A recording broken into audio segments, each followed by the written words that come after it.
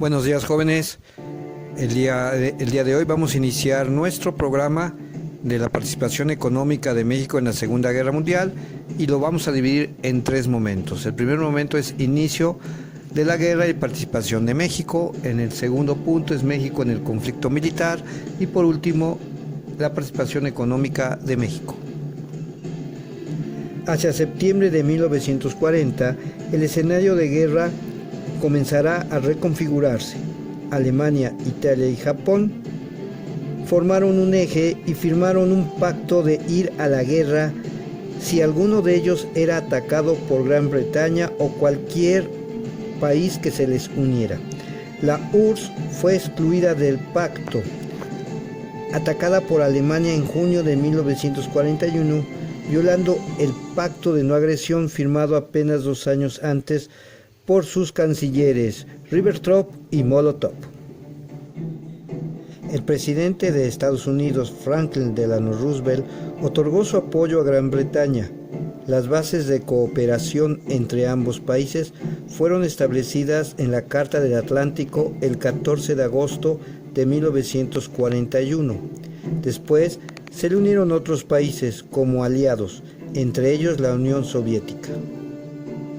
En 1939, previo a la entrada de Estados Unidos a la guerra, los países americanos llevaron a cabo una serie de reuniones en Panamá, donde determinaron una postura de cooperación económica entre ellos frente al conflicto europeo. En la reunión de cancilleres de América, todos los países ofrecieron colaboración por la unidad continental, salvo Argentina, que permaneció neutral.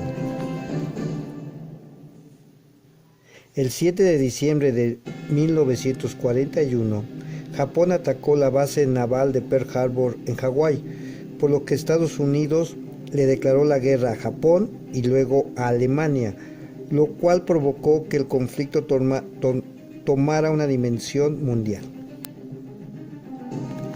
México mostró una actitud de colaboración y permitió que sobrevolaran aviones norteamericanos en territorio mexicano. También incautó barcos alemanes e italianos. Suspendió sus relaciones comerciales y diplomáticas con Alemania y retiró a los cónsules de Alemania de los territorios ya ocupados por ellos. En México se creó la región militar del Pacífico, que estaría a cargo del expresidente general Lázaro Cárdenas, que también negó que se establecieran bases militares en nuestro territorio. El 14 de mayo de 1942 surge un hecho muy importante para nuestro país, ya que Alemania hunde al petrolero Portero del Llano en aguas del Golfo de México.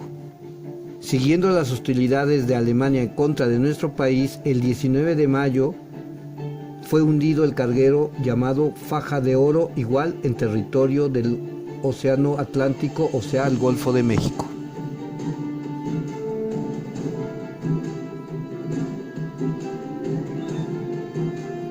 México en el conflicto militar de la Segunda Guerra Mundial. En aquella época estaba bajo el poder ejecutivo federal el general Manuel Ávila Camacho, que nos guió en la defensa de la soberanía nacional y el apoyo a los países aliados. Uno de los requerimientos para el servicio militar en México fueron los siguientes. Se estableció el servicio militar obligatorio. También se autorizó la presentación militar y civil de mexicanos que vivieran en otros países y se nombró al general Cárdenas como responsable de la Secretaría de la Defensa Nacional.